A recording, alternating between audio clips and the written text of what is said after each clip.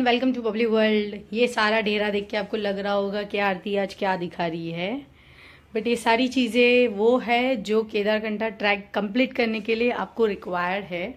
इसमें से कुछ भी चीज़ मिस नहीं कर सकते आप। बहुत बेसिक चीज़ है जो आपको लगेगी और श्योरली लगेगी, वो भी 100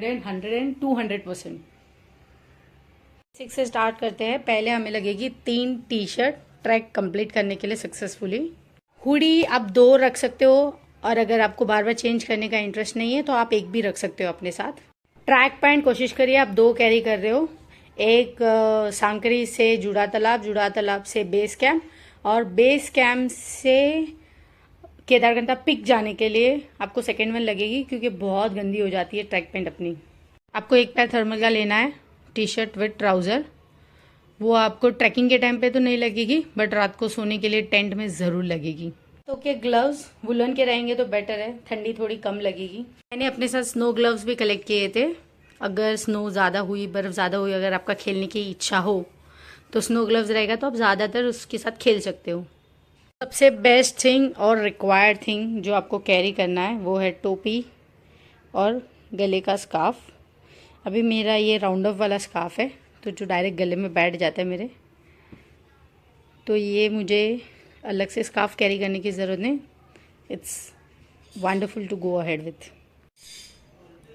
अभी यहाँ मैंने 2 टाइप के सॉक्स कलेक्ट किए मेरे साथ। एक है वुलन सॉक्स और एक है नॉर्मल सॉक्स, जो भी थोड़े से वुलन टाइप के ही है, मोटे से है मेरे सॉक्स। और वुलन सॉक्स की मेरी लेंथ लंबी है ताकि वो थोड़े आधे पैर तक ज़्यादा कवर कर सके। और मैंने कलेक्ट किए अपने साथ 3 पैर, 1 2 3, और ये नॉर्मल सॉक्स के 2 पैर।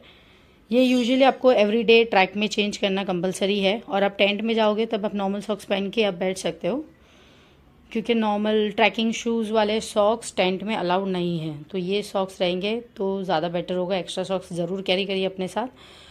और ज़्यादा ठंडी बढ़ गई तो आप नॉर्मल सॉक्स, उसके ऊपर वुलन सॉक्स डाल के भी आप उसको बैठ सकते हो, क्योंकि हमेशा पैरों से ही ठंडी लगती है।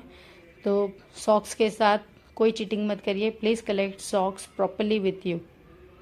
मैंने मेरे साथ 2 टाइप के वुलन शूज़ भी कैरी किए थे।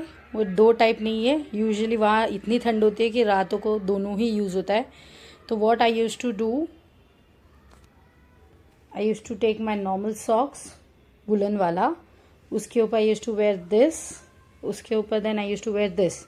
तो वहाँ नॉर्मली कहीं ट्रैवल करना है आजू बाजू टेंट के आसपास, तो you can travel easily, because इसके पीछे की तरफ फुटवेयर के जैसा दिया हुआ है, तो आप बाहर भी इससे चल सकते हो। प्रोबेबली 3 दिन में बहुत ख़राब हो जाते हैं, 3 दिन से ज़्यादा इसको यूज़ नहीं कर सकते, क्योंकि पूरा बेस डर्टी हो जाता है लास्ट डे पे, बेस कैंप में खास करके। सो उस हिसाब से if you want travelling extra also another days, then you to carry 2 pair of this, क्योंकि ये बेस पूरा डर्टी हो जाता है और स्मेली भी हो जाता है। सो मैंने मेरे साथ कलेक्ट किए थे 3 बैग। कलेक्ट मीन्स ये बैग तो मेरी बैकपैक है, जिसमें मेरा सारा सामान रहेगा from start to end, first day से लेके लास्ट डे, मतलब देहरादून से देहरादून।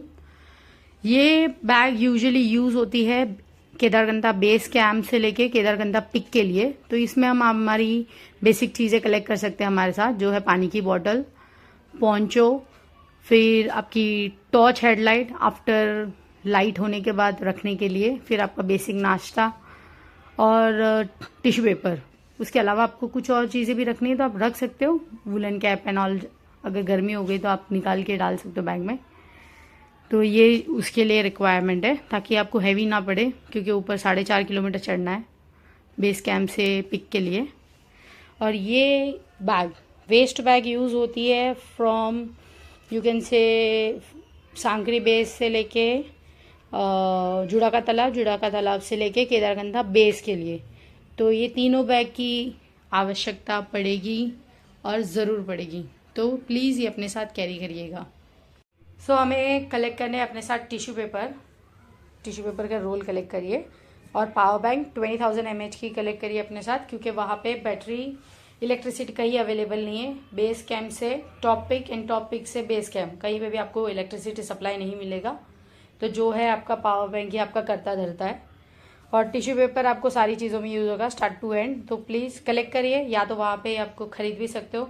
हमको मिला था 60 रुपये में, अभी आपको कितने में मिलेगा वो डिपेंड करता है when you are going, but 60 rupees is the price which you get for. ये मैंने नी सॉक्स कलेक्ट किए थे अपने साथ, ये वुलन फॉर्म में है और ख़ास करके जब आप उतरते हो तब एक बहुत अच्छा सपोर्ट देता है नी पे, बिकॉज इसमें इलास्टिक है तो आपके नी पे थोड़ा प्रेशर कम आता है और ये हेल्पफुल है हेल्थ के हिसाब से। तो मैंने मेरे साथ शॉल फॉर्म में भी मफलर कलेक्ट किया था जो मैं गले में टाई अप कर सकती हूँ। तो इन द केस ज़्यादा आपको ठंड लगती है वो गले वाला पहनने के बाद भी, तो आप इसे भी यूज़ कर सकते हो to tie on your neck, ताकि आपको थोड़ी ठंड कम लगे।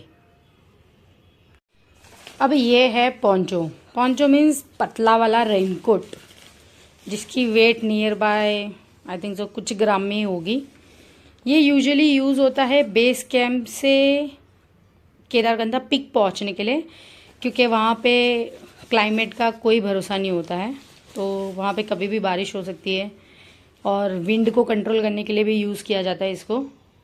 बट हमारा जैकेट ये था, वाटरप्रूफ था, तो उसके वजह से हमें इसकी ज़रूरत नहीं पड़ी थी, हमें मना करा था यूज़ करने के लिए। बट इन द केस आपकी जैकेट वाटरप्रूफ नहीं है तो आपको ये अपने साथ कलेक्ट करना है, वो छोटे से बैग में जो हम बेस कैंप से पिक तक यूज़ करने वाले हैं उसके अंदर आपको इसको कैरी करना है। सबसे इम्पॉर्टेंट चीज़ तो आप भूल ही नहीं सकते, वो है आपके ट्रैकिंग शूज़, जिसमें आपको ध्यान रखना है कि उसकी ग्रिप A1 क्वालिटी की हो, जिसमें आपको माउंटेन क्लाइंब एंड माउंटेन नीचे उतरने में हेल्प करेगा। ग्रिप विदाउट ग्रिप के शूज़ वहाँ पर अलाउड नहीं है, so you need to take care about it. मेरे शूज़ डिकैथलॉन के हैं और अगर आपके पास ये शूज़ अवेलेबल नहीं है तो नथिंग टू वरी, वहाँ पे रेंट पे भी मिलते हैं जिसका कॉस्ट है 500 रुपीज़।